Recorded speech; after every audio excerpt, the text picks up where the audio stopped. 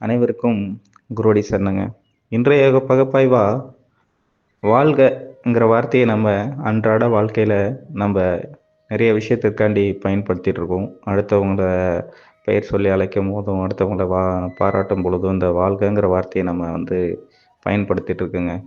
ஆனால் இந்த வாழ்கங்கிற வார்த்தைக்கான உண்மைத்துவம் என்னங்கிற விஷயத்தை என்னைக்கா யாராவது தேடி பார்த்துருக்கீங்களாங்க?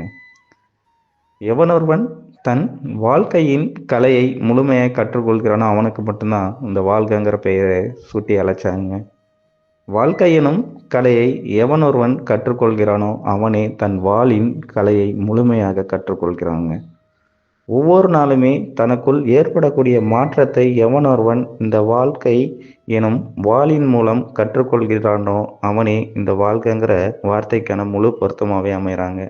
வாழ்க்கை எனும் தத்துவத்தை தன்னுள் நிலைநிறுத்தி நின்றமைந்து பார்க்கின்ற அனைவருமே வேதம் எதுங்கிற விஷயத்த தேட ஆரம்பிக்கிறாங்க. வேதத்தின் மறுபொருள் எதுங்கிற ஒரு விஷயத்த அவங்க தேடி நிற்கும் பொழுது நாதம்ங்கிற வார்த்தை தான் அவங்களுக்குள்ள முதல்ல வந்து நின்றுச்சாங்க.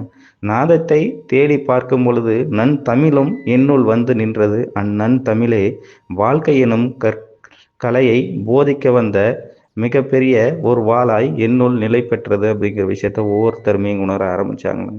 உத்தமம் எதுவோ அதுவே உன் வாழ்க்கையை அமைந்து விட்டால் போதும். இந்த வாளின் கலை எது, இந்த வாளின் சுழற்றும் முறை எதுங்கிற விஷயத்த ஒவ்வொருவருமே உணர ஆரம்பிச்சிடலாங்க.